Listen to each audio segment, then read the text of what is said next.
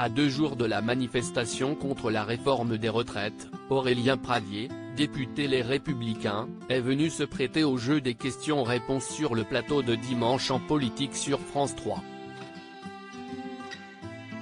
Lorsque Francis Letellier a relancé le vice-président des Républicains sur la réforme controversée des retraites, Aurélien Pradié n'a pas hésité à prendre un exemple très personnel pour illustrer ses propos: la valeur travail, c'est une valeur de droite. Mon jeune frère est boulanger. Comment voulez-vous que j'aille le voir, lui qui sait sûrement plus que moi ce que c'est que l'effort alors qu'il va devoir travailler plus pour financer y compris ma retraite, moi qui ai commencé à cotiser plus tard, c'est insupportable, a-t-il expliqué sur le plateau. Le débat sur le texte débutera le 6 février prochain à l'Assemblée.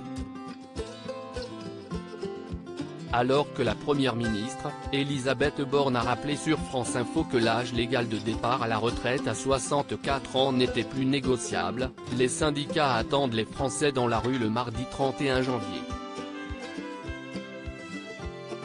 De son côté, Aurélien Pradié a déclaré sur le plateau de France 3, « Elisabeth Borne a la tête dure, moi aussi.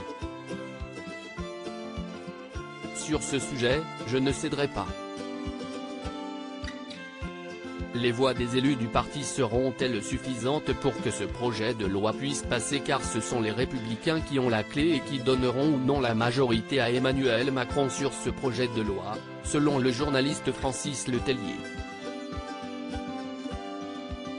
Les Républicains toujours divisés. Si Aurélien Pradié fait partie des élus réfractaires depuis le début, une douzaine de ses collègues se sont dit aussi prêts à voter contre la réforme, à l'image de Pierre-Henri Dumont, député du Pas-de-Calais.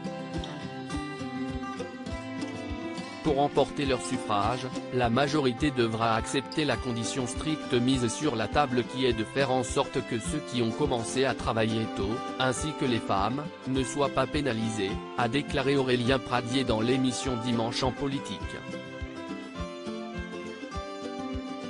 Article écrit en collaboration avec 6 médias. Crédit photo, capture d'écran France 3 Dimanche en politique.